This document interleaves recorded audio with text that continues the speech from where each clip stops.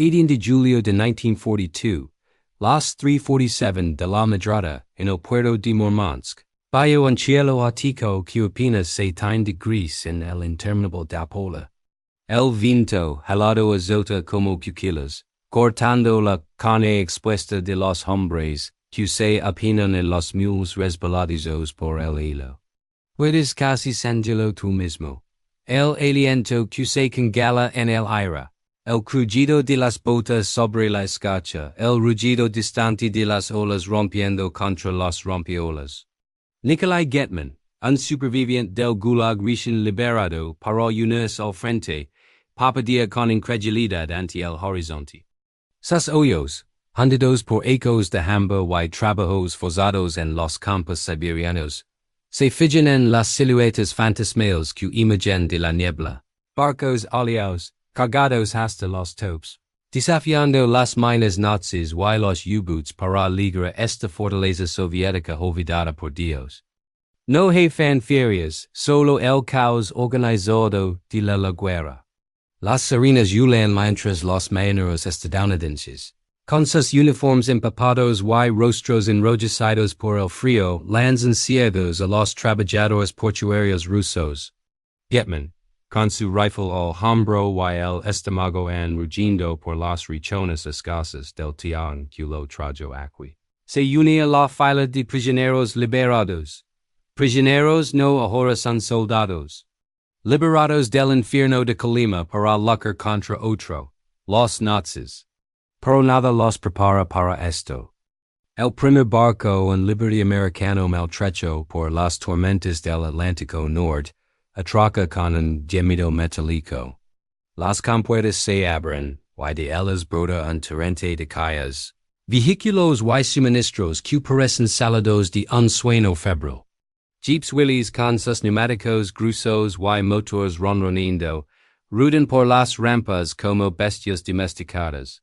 Studebaker trucks, robustos y pintados de verde oliva, siguen a continuación, cargados con municiones y bidones de combustible. Y luego, las latas, spam, esa carne en conserva que los soviéticos miran con sospecha al principio, pero que pronto se convertirá en un maná del cielo. Getman extiende una mano temblorosa hacia una calle que se rompe en el mule, revelando filas perfectas de provisions. ¿Cómo es posible? En el Gulag, un mendrugo de pan mojoso era un tesoro disputado a muerte. Aquí la abundancia americana se derrama como si el océano mismo la vomitara. Los hombres murmuran en voz baja, sus acentos rusos ásperos mezclándose con los gritos en inglés de los aliados. Cuidado con esa carga. Grita un marinero yankee, mientras un grupo de soviéticos entre ellos Getman ayudan a descargar. El olor a aceite, sal y metal caliente impregna él. Un jeep pasa rozando a Getman y él retrocede adonito. ¿De dónde viene todo esto? ¿Quién envía tal riqueza a través de mares infestados de lobos alemanes?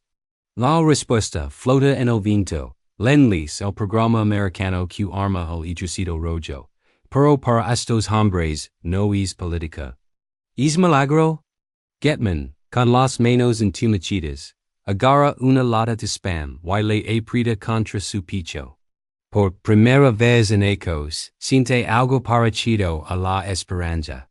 Sin embargo, en la distancia, los bombarderos nazis acechan. Sobrevivirán estos convoys al infierno que les espera. El sol de medianoche nunca se pone en Murmansk en julio. Y luz implacable revela cada detalle del mule como si fuera un escenario de teatro cruel. Nikolai Getman, con el uniforme redo que le entregaron al salir del vagón de ganado, observa como las grecas americanas descargan MS. Las calles se apelan en montañas inestables marcadas con letras latinas que nadie entiende del todo. USA. Spam. Studebaker. Los soldados soviéticos, muchos de ellos como él, ex-prisioneros del Gulag, liberados por decreto para engrosar las filas del Ejército Rojo, se mantienen a distancia al principio. Nadie se atreve a tocar nada sin permiso. El miedo a los comisarios políticos en les corre por las venas. Un paso en falso y vuelven a los campos de Colima. Getman recuerda las noches en el barracón, donde un trozo de pan negro era motivo de puñetazos y traiciones. Ahora, a marinero yanqui le tiende una lata abierta de spam con una sonrisa cansada. Y comrade, good stuff. El olor a carne en conserva, salada y grisienta, golpea como un recuerdo imposible. Getman la prueba con cautela, masticando despacio. Es carne de verdad, no la sopa o guarda de cal y huesos que les daban en el campo. Sus compañeros miran hipnotizados. Anomura, es veneno americano, nos envenenan para debilitarlos. Otro re nervioso, si es veneno, que me envenenemos. Pero la mayoría cala caminando en silencio como si cualquier ruido pudiera romper el sueño. Los jeeps Willys bajan por las rampas con un ronroneo suave que contrasta con los camiones soviéticos GAZ que se atascan en el barro. Un conductor del Ejército Rojo, un chico de 20 años con el rostro quemado por el frío, sube uno por primera vez. El motor arranca al primer intento. Las cuatro ruedas motrices agarran el hilo como garras. El joven acelera, y el jeep salta hacia adelante sin esfuerzo. Los hombres aplauden espontáneamente, un sonido raro en estos tiempos. Getman ve como el chico gira, regresa y frena con precisión. Por un instante, el miedo se disipa. Hay algo casi infantil en ese alegramientos, pero la desconfianza no desaparece tan fácil. En el comedor improvisado del puerto, bajo lonas que crujen con el viento, los soldados soviéticos comparten historias en voz baja. ¿Por qué nos mandan esto ahora? Pregunta uno. Cuando perdíamos Moscú, los convoys se perdían en el mar. Ahora que resistimos, liga la abundancia. Otro scoop, es su segundo frente, pero en latas. Se refieren al spam como el segundo frente, una broma amarga que circula por todo el frente oriental. Getman escucha como otra lancha, sabe que no es caridad pura, es estrategia. Roosevelt y Churchill necesitan que el Ejército Rojo siga sangrando a los nazis para que los aliados desembarquen en el oeste sin pagar tanto precio. De pronto una alarma antiaérea rasca el aire. Los hombres corren a las trincheras, pero los bombarderos alemanes no vienen hoy. Solo era una falsa alarma, como en estos puertos acechados. Cuando regresan, las calles siguen allí, intactas. Getman ayuda a cargar un Studebaker US-6, el camión que pronto se convertirá en leyenda.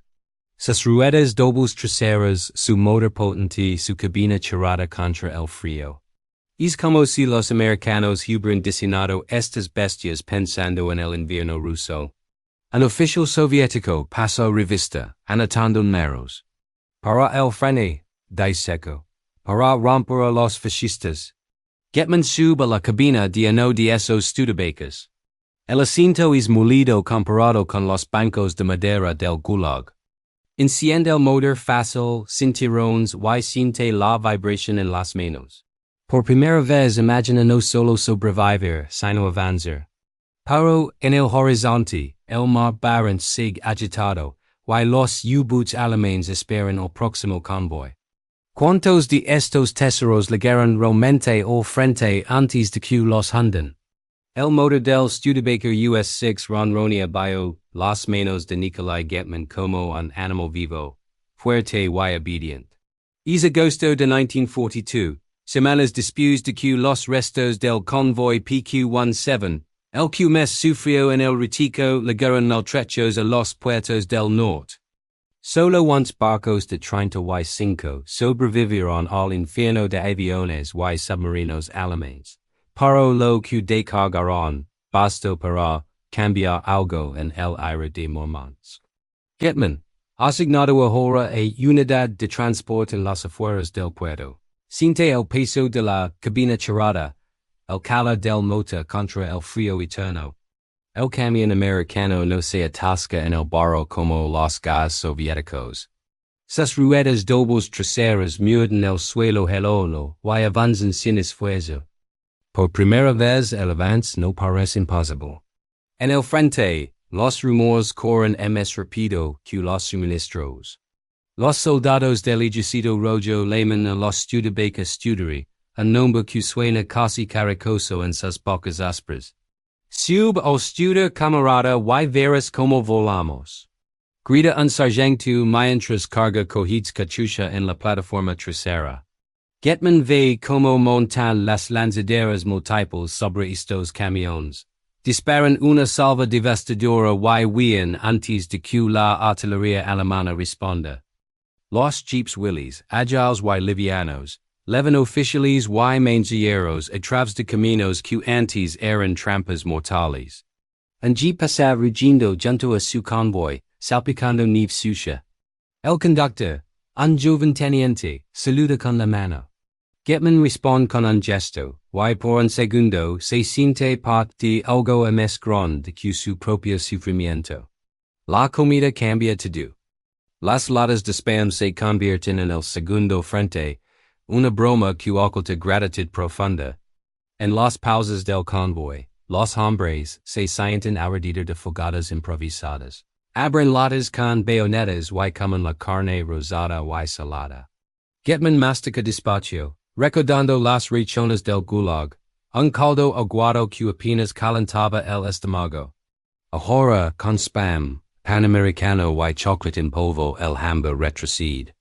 Un viejo soldado expresionero como él, dice en voz baja, esto no es caridad. Es lo que nos mantiene vivos para matar fascistas. Getman asinati. Sabe que sin estos suministros, el Ejército Rojo se habría detenido en el Volga exhausto y hambriento. Pero el cambio vía mes a la del estómago y las ruedas. En las noches polares, que empiezan a alargarse, alrededor de las estufas de los barracones, los hombres hablan con una nueva certeza. Los americanos no los abandonan, murmura uno. Mandan barcos a través del infierno para que lleguemos a Berlín. Getman escucha, pinta en su mente escenas que nunca podrá dibujar abiertamente, el mule abaratado, las calles apaladas como montagas, los rostros atenitos. Él, que sobrevivió a Calema dibujando propaganda para no morir de hambre, ahora ve como la abundancia aliada alimenta no solo cuerpos, sino esperanza. El Ejército Rojo avanza. Stalingrado resiste y luego contraataca. Los camiones americanos llevan munición, canones, soldados frescos hacia el oeste. Getman conduce su Studebaker en una columna que se dirige al sur, hacia el frente. El paisaje Ártico da paso a taiga y luego a estepa. En cada parada, más suministros. Bidones de combustible de alta octanaje para los aviones, alambre de teléfono americano que conecta mandos como nunca antes. Un comisario pasa revista, pero incluso el com spam 5 horas. Getman acelera por un camino fangoso. El camión responde sin titubear. Siente el vínculo invisible. Desde fábricas leonas en Detroit a través de mares mortales, hasta sus manos calosas. Es el lazo aliado contra la tyrannia, feriado en acero y latas. Sin embargo, en el horizonte, las divisiones Panzer en Ruggen. El invierno se acerca de nuevo y con él, batallas que decidirán todo. ¿Bastará esta María de Ayuda para romper la Wehrmacht de una vez por todas? Invierno de 1943. La nieve se en copos gruesos y silenciosos sobre las estepas al oeste de Stalingrado, donde el Ejército Rojo ya no retrocede, avanza. Nikolai Getman conduce su Studebaker US-6, en una columna interminable que serpentea por caminos helados convertidos en lodazals bajo las orugas y las ruedas. El camión americano lleva ahora canones anti-tank de 76 mm, munición de 122 mm para los obuses, y calles de granadas que tintinean suavemente con cada batch. El motor Ford V8 no se ahoga en el frío. Arranca incluso a -40°C, cuando los gas soviéticos necesitan hogueras debajo del cárter para no congelarse. Getman siente el calor del radiador subir por las piernas. Un lujo que nunca conoció en el Gulag ni en los primeros meses del Frente. Puedes imaginarlo, el aliento blanco formando nubes dentro de la cabina. Los guantes forrados de piel americana que le entregaron en Murmansk, el olor a aceite quemado y a tabaco barato que fuman los compañeros en la plataforma trasera. Un artillero joven apenas 18 años, golpea el techo de la cabina y grita, "Más rápido, Nikolai." Los fascistas no esperan. Getman acelera. El Studebaker responde con un rugido grave, las ruedas dobles traseras escupiendo nieve sucia. Detrás vienen docenas, cientos de estos camiones que los soldados llaman cachuchas sobre ruedas, cuando levan los lanzacohetes múltiples. Una salva de cohetes sale de uno de ellos ilumina la noche como fuegos artificiales mortales y el eco retumba hasta el horizonte. En cada alto, la abundancia americana se hace visible de nuevo. Bidones de gasolina de alta octanaje, no la mezcla soviética que dejaba depósitos en los motores. Jeeps que transportan heridos con rapidez hacia los puestos médicos. Latas de carne en conserva que se reparten sin racionar tanto como antes. Getman abre una de Spam con su cuchillo, la comparte con el artillero. Esto nos mantiene en pie, dice el chico masticando. Sin esto, habríamos muerto de hambre antes de llegar a Kursk. Getman asiente en silencio. Recuerda los caras demócratas de Colima, los hombres que se desplomaban por el agotamiento. Ahora los soldados rusos marchan con el estómago lleno, los fusiles limpios, los tanks T-34 repostados con combustible americano que les da más alcance. La ofensiva de verano de 1943, la batalla de Kursk, se convierte en el primer gran test. Getman conduce su camión a través de campos minados, esquivando cráteres y restos de panzer quemados. Los Studebaker llevan munitions sin parar. Cuando un T-34 se queda sin proyectiles, liga otro camión americano cargado hasta los topes. Los jeeps Willys corren entre las líneas, levando órdenes urgentes de los mandos. Un oficial del Estado Mayor, con el uniforme impecable pese el barro, salta de uno y grita, "Sigan avanzando." El Lend-Lease no para. Getman ve como el jeep desaparece en la polvareda y por primera vez siente orgullo, no solo alivio. No es solo supervivencia. Es victoria en marcha. Pero el precio sigue siendo alto. En una emboscada nocturna cerca de Orel, artillería alemana alcanza varios camiones. Getman frena en seco, salta a la nieve, ayuda a sacar a los heridos de un Studebaker en llamas. El olor a gasolina y carne quemada le revuelve el estómago. Mientras carga un compañero en hombros, ve calles de suministros americanos ardiendo. Latas de Spam reventadas, bidones perforados, jeeps destrozados. Dual MSQ las propias heridas. No podemos perder esto, murmura mientras arrastra al herido cubierto. Al amanecer, nuevos convoys llegan desde el este. Los americanos no paran. Otro Studebaker toma el lugar del destruido, otro jeep recoge a los oficiales. La María sigue fluyendo.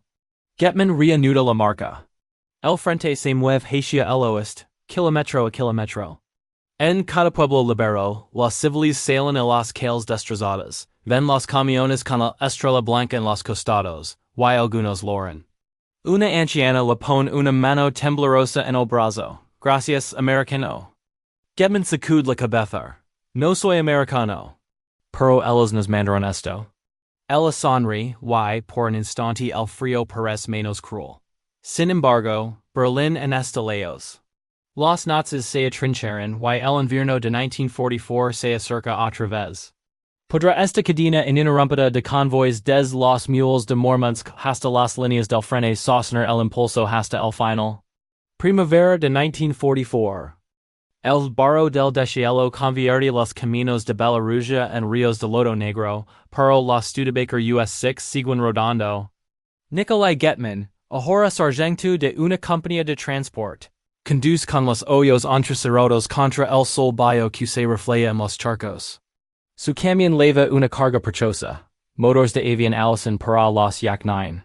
Radios de campaga americanas que permiten comunications claras por primera vez en meses, y miles de cartuchos de 7.62 mm que no fallan en el frío. Detrás, una fila de jeeps Willys escolta a un grupo de oficiales del Estado Mayor. Anodielos, un coronel condecorado. Vaya en el asiento del copiloto de un jeep abierto, fumando un cigarrillo americano mientras estudia mapas. Puedes sentirlo en la piel. El olor a tierra mojada, y gasolina. El traqueteo constante de las ruedas sobre tablones improvisados. El rumor leano de la artillería que ya no retrocede, sino que empuja. Getman gira el volante con fuerza para esquivar un cráter fresco. El Studebaker se balancea pero no se atasca. Un soldado en la plataforma trasera grita de alegría. Estos yankees saben construir. Risas ásperas recorren la columna. Los hombres ya no dudan. Los suministros del Lend-Lease se han convertido en parte del Ejército Rojo, tan naturales como el vodka en las noches de guardia o el grito de hurra. Antes del asalto. En las aldeas liberas, la gratitud se hace tangible.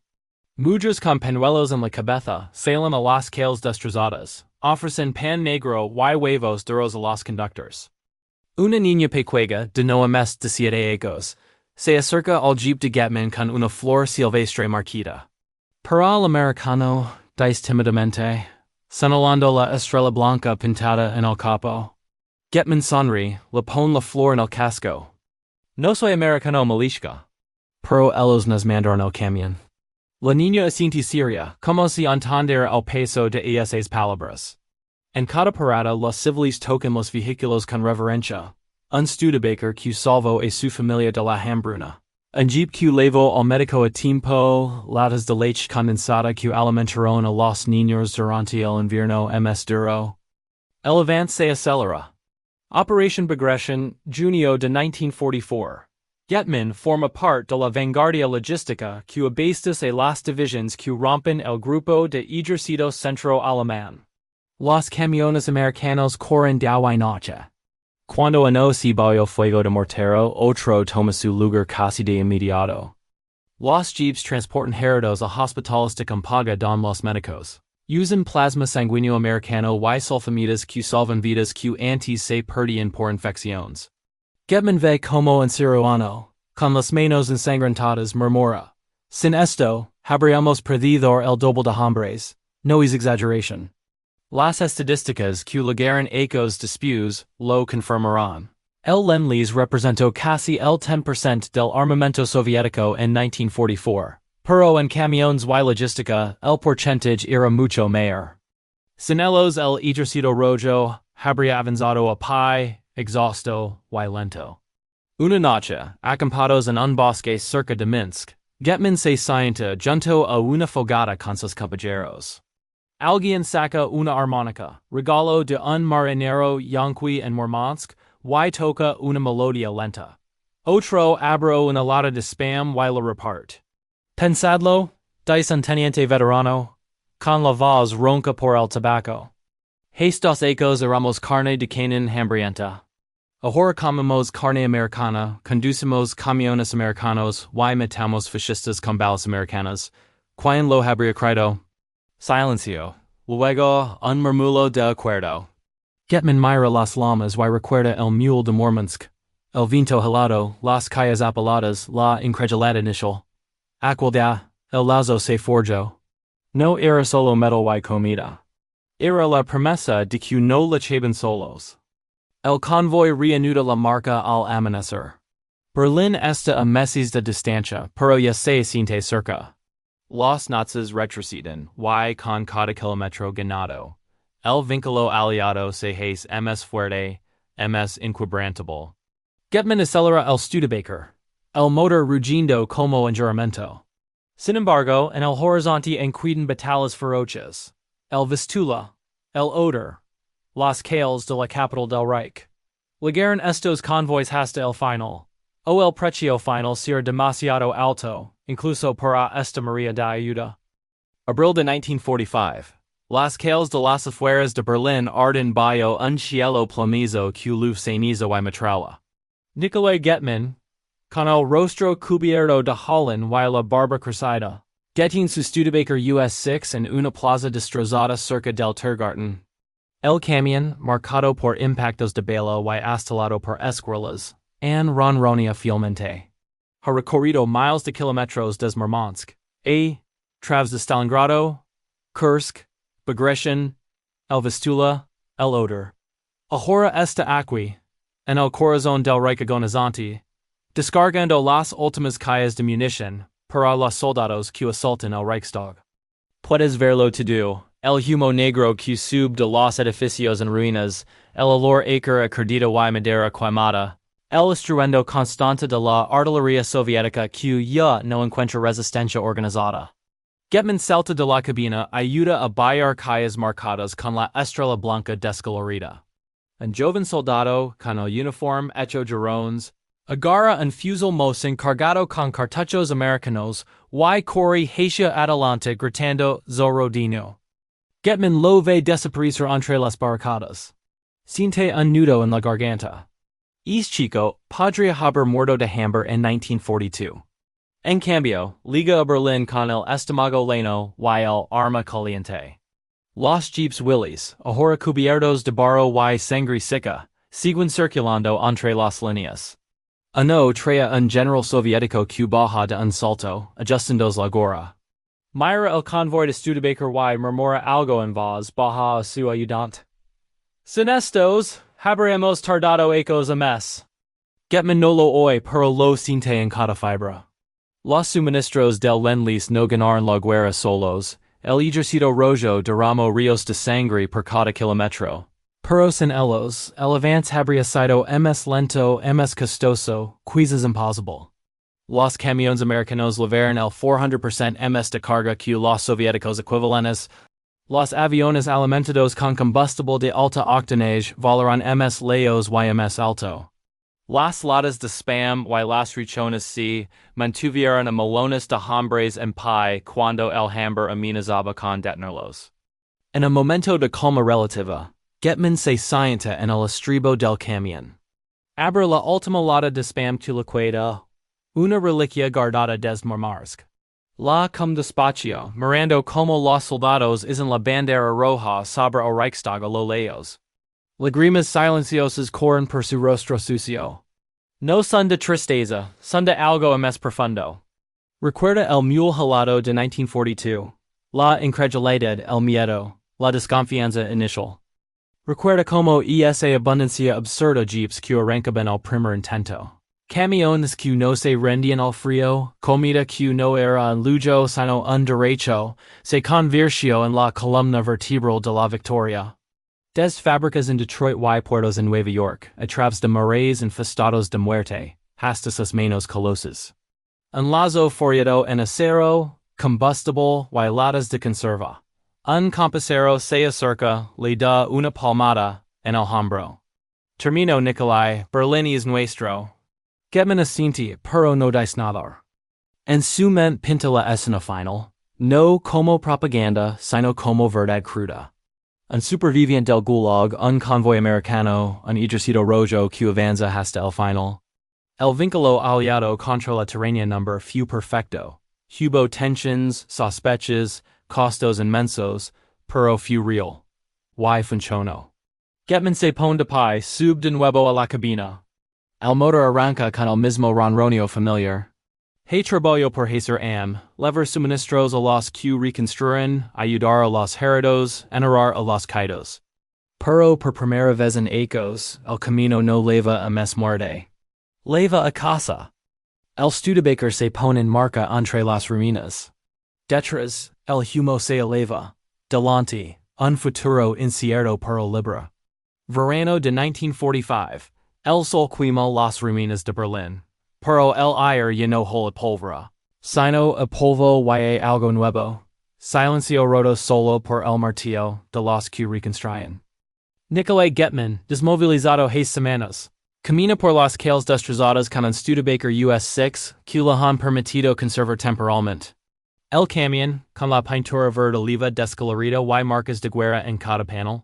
Leva ahora secos de harina americana y calles de leche en polvo del Lend-Lease residual. No para soldados, sino para civiles. Para niños que nunca vieron un convoy en Murmansk, pero que comen gracias a él. Puedes imaginar la escena. El motor Ford V8 ronronea Emma suave ahora sin prisa. Getman dedi nel camión frente a un edificio semiderruido donde una anciana y varios niños esperan en fila. Baja de la cabina con dificultad. Una pierna herida en el odor, nunca sano del todo, y abra la lona trasera. Las calles están marcadas con letras latinas desveladas. U.S. Army. Los niños miran con ojos grandes sin entender del todo. Una niña la misma que le dio una flor marquita en Bielorrusia ecos atrás ahora más alta pero igual de Siria se acerca. Tío Nikolai, dice, esto es de los americanos, verdad? El cinta le pone una lata de leche condensada en las manos. Malishka. De los que nos mandaron todo cuando ms lo necesitamos. En los pueblos a lo largo del camino de regreso al este, el legado se ve en cada detalle. Un tractor Studebaker adaptado era la tierra quemada. Sus ruedas dobles anigaron don los viejos caballos soviéticos se hundían. Un jeep Willys repintado de gris civil leva al médico del distrito de aldea en aldea. En las caquinas colectivas, latas de spam vacías se reutilizan como alas, lámparas, juguetes. Los viejos soldados, sentados en bancos frente a las isbas reconstruidas, cuentan historias a los nidos. Legaban barcos por el mar helado. Jeeps que corrían como el viento. Camiones que no se rendían al invierno. Los niños escuchan con la boca abierta como si fueran cuentos de hadas, pero Getman sabe que no lo son. Fueron reales. Dolorosos. Salvadores. Ecos después, en la data de William. Cuando la guerra fría enfría todo recuerdo de alianza, Getman guarda silencio. No habla en público de los convoys. Los comisarios políticos ya no lo persiguen, pero el habito de calor permanece. En su pequeño apartamento en un bloque de Khrushchevka, debulla en secreto. Acuarelas de mules nevados, de Studebaker cargados cruzando estepas, de latas de spam abiertas lleno afogadas. Nunca las muestra. Son su forma privada de agradecer. De recordar que, por un tiempo, el mundo entero luchó del mismo lado contra la tiranía letters. En 1991, cuando la Unión se desmorona, un nido encuentra las pinturas. Las mira, pregunta. Getman, ya anciano, con voz temblorosa, cuenta por primera vez en décadas. El viento ártico de Murmansk. La incredulidad en los mules. El sabor del spam que sabía esperanza. El rugido de los motores americanos que llevaron al Ejército Rojo hasta Berlín. El nido escucha lágrimas en los ojos. Abuelo, ¿por qué nunca lo contaste? Getman sonríe débil. Porque no era solo nuestra victoria, era de todos, y eso. Eso ya no se dice en voz alta. Hoy, los restos de aquellos convoys han ruden en museos en granjas remotas, en recuerdos que se transmiten de boca en boca. Los Studebaker que sobrevivieron se conservan como reliquias. Los jeeps Willys restaurados participan en desfiles del Día de la Victoria. Hay en algún lugar, una lata de spam vieja, convertida en florero, adorna una ventana en Siberia. Pequeños testigos mudos de un lazo que, aunque olvidado por muchos, fue inquebrantable. Nikolai Getman murió en paz, mirando por la ventana hacia un cielo que ya no era gris de humo. En su última noche, sonó con Murmansk, el viento helado, las sirenas, las compuertas abriéndose, la abundancia cayendo como nieve bendita. Y sonrió. Porque supo, hasta el final, que aquel torrente desde el otro lado del mar no solo salvó cuerpos. Salvó almas.